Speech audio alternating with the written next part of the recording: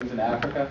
No. A butterfly flaps its wings in Africa. It stirs up dust and makes a gazelle sneeze. The gazelle sneezes and starts a stampede. The stampede puts up such a dust cloud that it becomes the nucleus of a hurricane, which drifts off of West Africa, crosses the Atlantic, and eventually hits Florida and kills thousands of people. And then he says, "Fucking butterfly," I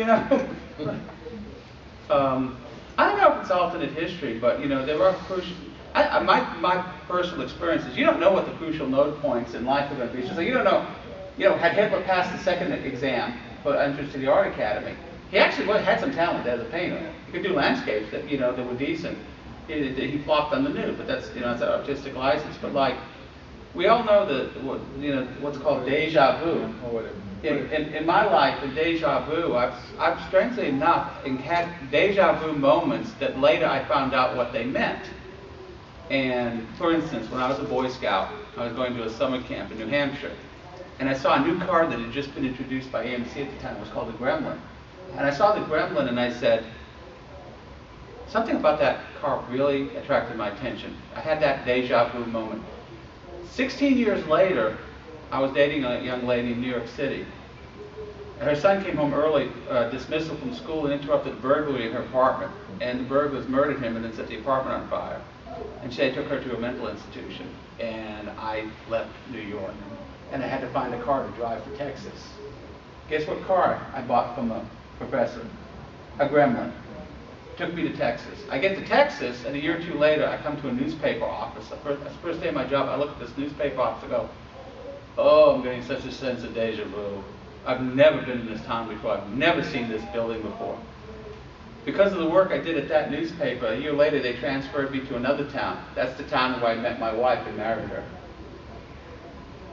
So now if I get a sense of deja vu, I feel something. My theory is that time is a stream.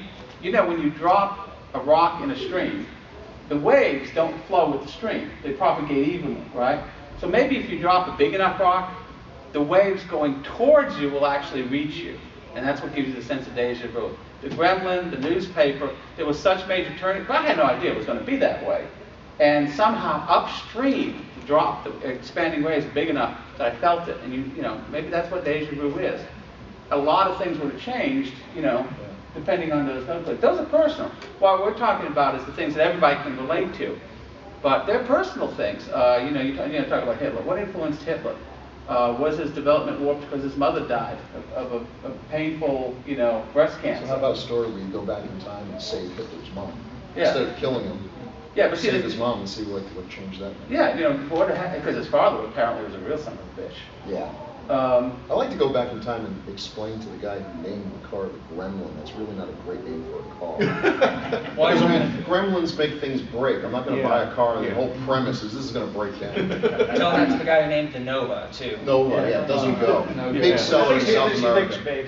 The story that, that the reason why Larry Niven did the Return of William Proxmire, anybody here ever read it?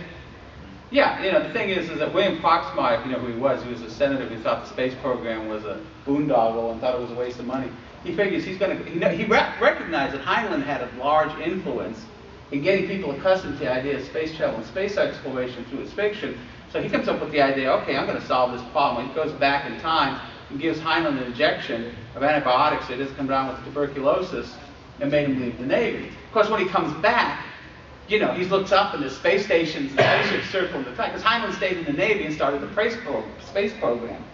Which even without Heinlein's direct influence, we base all our space terminology on naval terms and not Air Force or Army terms. So it was a pretty funny story if you've ever read it. So we've had a lot of talk about the personal, the plausible, and the butterfly effect.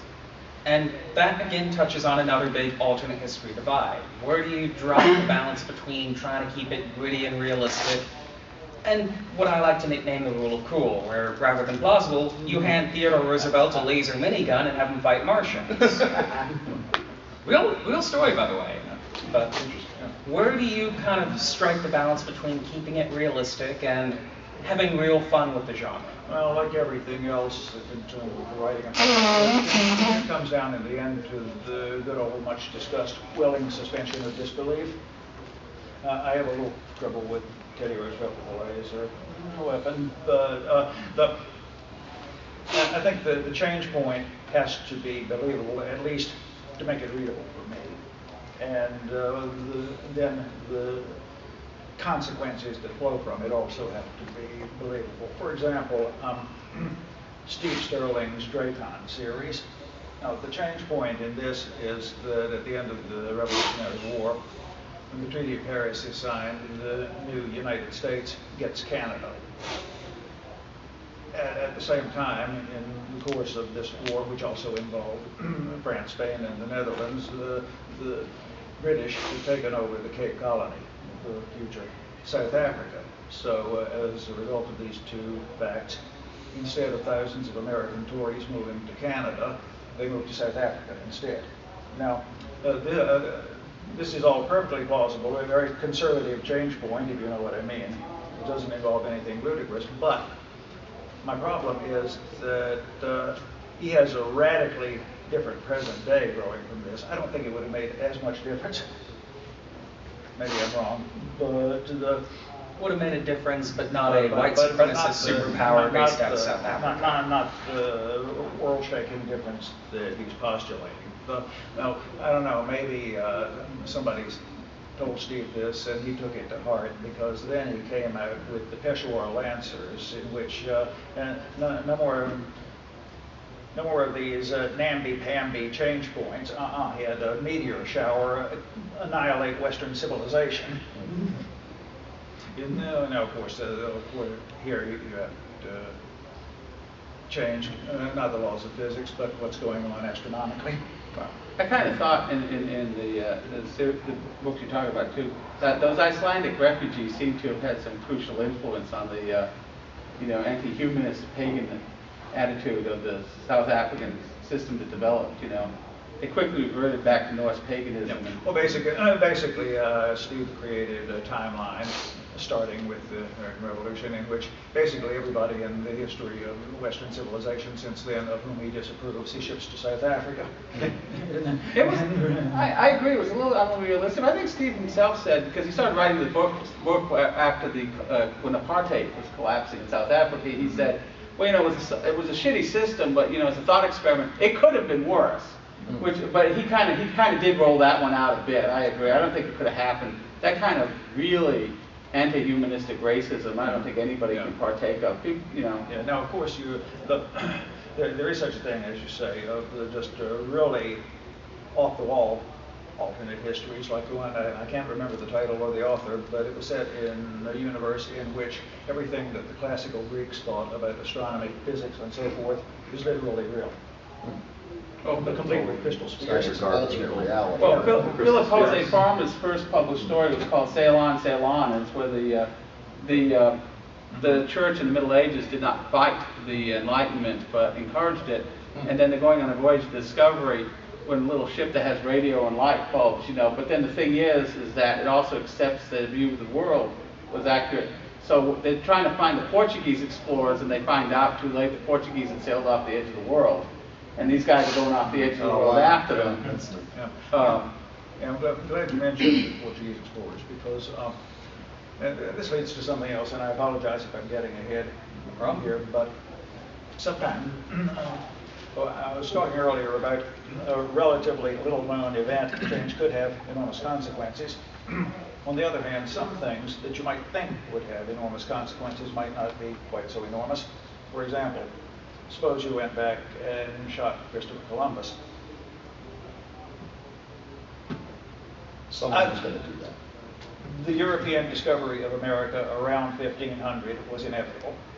If nothing else, sooner or later the Portuguese would have bumped into Brazil in the course of trying to get around Africa. I know that sounds crazy, but if you look at a map of the Atlantic that shows the prevailing winds and ocean currents, it makes perfect sense. And in reality, it is what happened. In 1509, a guy named Cabral did exactly that. He wasn't trying to follow in the footsteps of Columbus, he was trying to get around Africa. This would have happened anyway. So you're saying there's some people who are some great people, the right person at the right time, and some people who are just some at the right things in time. history have and more. you take them out, the time hasn't changed. Someone else will be the right. I think some of the big movements in history have a whole lot of momentum behind them, and It's really hard to It's imagine like how you could divert it. It's like inventions, you know, there's multiple people claim to have invented the telegraph and the telephone, well, not telegraph, the telephone, the television. So at a certain point, the radio, at a certain point, technologists, everybody's working on the same thing. Yeah. What Mr. White's talking about on, when you're talking about the more, Sean, the more far out alternate histories, Howard Waldrop is a master of that. But he always does start, you know, with something based in reality. You know, that's something that's true. Like he did an alternate history called Ike at the Mic, and it's set in the 60s when the band leader Dwight Eisenhower is retiring from leading his big band, and he's retiring. And Senator Presley of Mississippi is doing a presentation at his final concert. This is based on, you know, Eisenhower played clarinet in high school, and he actually wasn't dead set on going to West Point. He was considering other options. So it has Eisenhower deciding to go into music instead. And Presley, with his considerable charisma and skills, it's not hard to think that he would not have gone into politics. There have been stranger political careers. Yeah.